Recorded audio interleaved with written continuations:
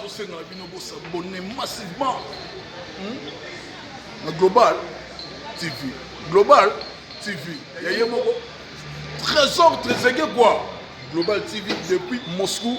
Yo yebiga mboka Kim Jong Azala na Kremlin pour na beti c'était Global TV depuis Kremlin tout et tout tozala kuna na Russie avant Cristiano azala kuna na Messi Kim Jong bazala ki wana na Kremlin quoi. Abonnez-vous massivement à site Kitoko Global TV et le banango rappelez moi vous s'abonnez-vous. Allez s'abonnez-vous massivement. Soyez connectés sur Global TV, la télé de Moscou. Abonnez-vous. Voilà, partenaire officiel Global TV.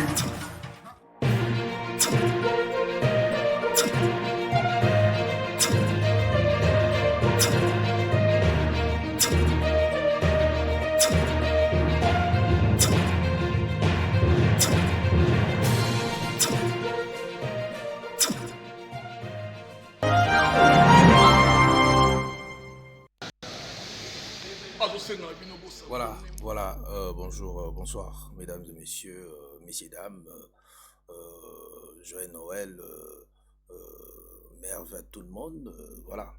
En tout cas, aujourd'hui, ceux qui toyé, quand les toyé sarabino, toi rapambati, ceux qui toyé n'a pas été endoïki, ceux qui toyé n'a banda kunabino, toi ceux qui toujours yakoloba ezali, donc voilà. Toyé pourquoi, je pense que dossier Oyo, ils ont continué toujours à couler. Encre belé na salive il y a dossier ya ndeko Kevin bisonyo surtout to yebi ndenge na minito actuellement réseaux sociaux ça fait 2 semaines makamuzo bimara se ko bima mais lelo to yi kaka moi ko commenter moi muke kaka vidéo topé ndeko na biso ya mwasi oyo mwasi to ba mwasi ya Kevin atika na Afrique du Sud oyo ya yaki awa vidéo zo tu as vidéo bon sikoyo donc tu es plus qu'à commenter vidéo donc je pense que la femme a été surpris il y a quoi apprendre que mobile oyo alaka qui akei koluka mbongo mais koka moi ndeko abali na mboka wa kendaki donc to meki moi ko limbola ka moi moke eloko to ko tchango sikoyo na ba onyo surtout ba ozwa libaku ya kolanda vraiment vidéo oyo to senga na bino nyonso to ba oyo ezali mbala na bango ya liboso ya kokuta na chaîne na biso awa Global ezali chaîne ya actualité Global ezali chaîne ya actualité tozala wana pona actualité donc c'est un peu ça to pesi mbote bongo na ba partenaire na biso nyonso to oyo ba pesa biso vraiment confiance awa na Global donc sans plus tarder tozochi la bino vidéo oyo ndeko mwasi lesego soki na bosani kombo lisusu te yende azali mwasi oyo Kevin atika soi-disant na Afrique du Sud donc je pense que bao bazana pour ça plus ya kozwa ba information na mambo etali dossier oyo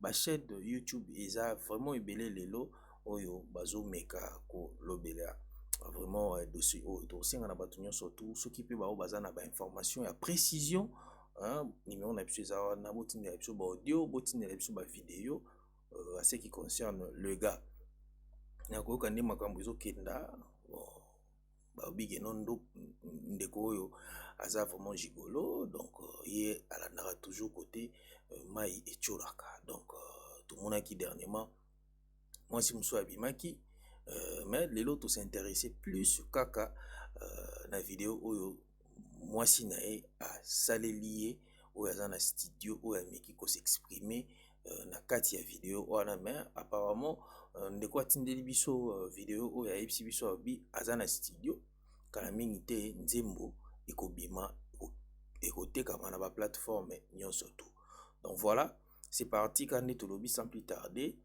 donc TVza radio T babi buka mona buka kwikila donc bato ba santu toma yango yo bolanda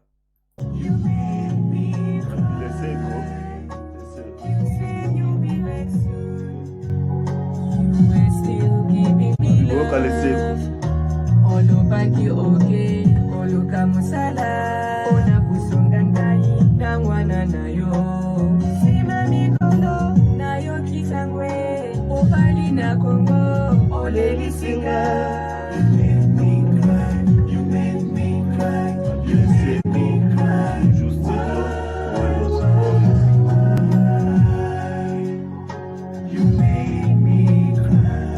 say something. Hello Congo, hello Congolese. Laissez go.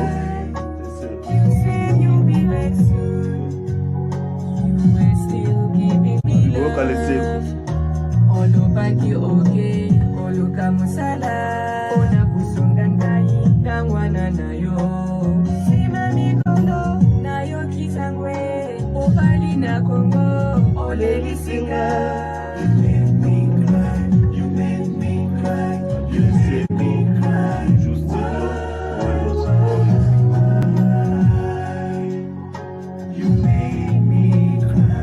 Juste say something.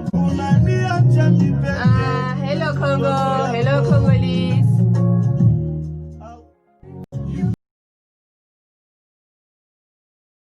Donc voilà, merci messieurs, dames. Je pense que Oyoki, nde tolobaka Santo Thomas, donc Bukamona, Buka Kwikila. Donc Oyoki ndenge ndeko mwasi à s'exprimer, ayembi, alobi, oyo aina ya oloba.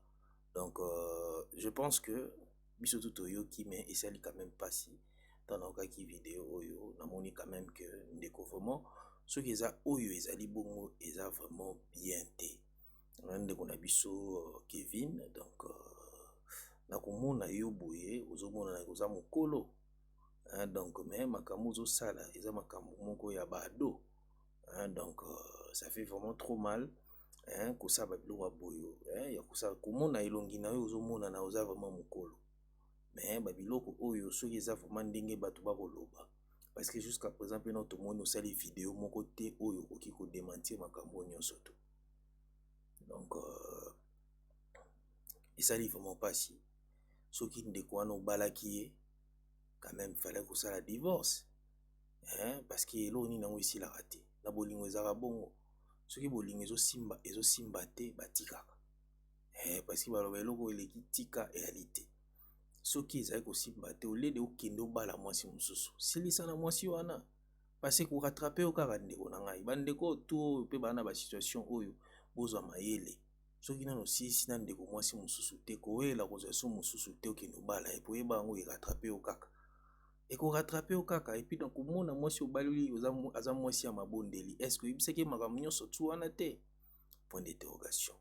Oye na vie ndeko na so mwasi lisusu okoluka susu blessé parce que eza vraiment pasi pe mawa, mais tokosenga na yo vraiment meka mwa ko surmonter makambo na nyonso tout o balobaka il faut remettre les pendules à l'air. Donc ça la nyonso tout ça qui mobilisité si faut luka ndeko mwasi wana bosila na ye na ndenge ya bien parce que makambo ndenge zokende oyo on benga ngo kibokolo. Donc voilà, merci. On se retrouve prochainement.